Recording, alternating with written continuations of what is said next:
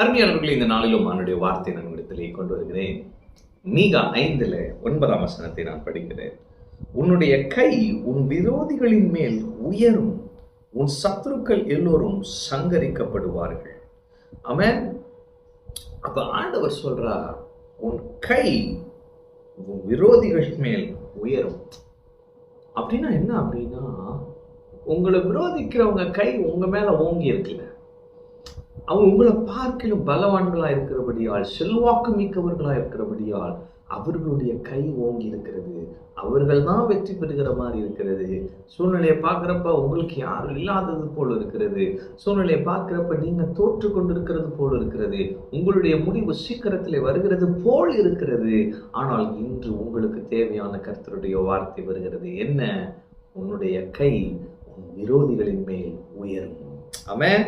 உன் சத்துருக்கள் எல்லோரும் சங்கரிக்கப்படுவார்கள்.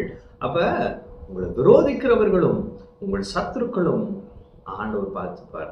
அது ஆண்டவர் ஆட்டோமேட்டிக்கா எல்லா காரியங்களையும் சரி செஞ்சிருவார். ஆமென். ஆண்டவர் சொல்லாரு, உன்னோடு போராடியவர்களை நீ தேடியும் காணாதிருப்பாய். நான் ப்ராஃபிட்டிக்காக அதை சொல்றேன். உங்களோட போராடிட்டு இருக்க சிலரை நீங்க தேடினாலும் கிடைக்க மாட்டாங்க.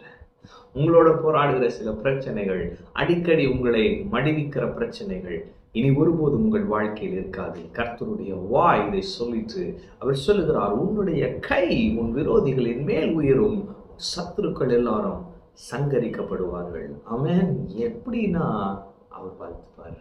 அவருடைய வார்த்தை அவரிடத்தில் வெறுமையாய் திரும்புவதில்லை.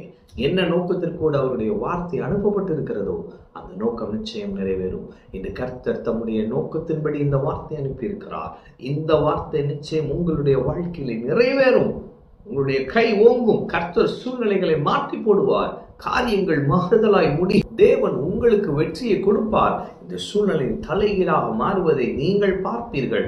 உங்கள் சத்துருக்கள் சங்கரிக்கப்படுவதை உங்கள் கண்கள் காணும். உங்கள் சத்துருக்களுக்கு நீதி சரி கட்டப்படுவதை உங்கள் கண்கள் காணும். கர்த்தர் நீதி செய்வார். உங்களுக்கு தேவையான வெற்றியை தருவார். ஆமென். கர்த்தர் உங்களோடு இருக்கிறார். கர்த்தர் உங்களை ஆசீர்வதிப்பார்.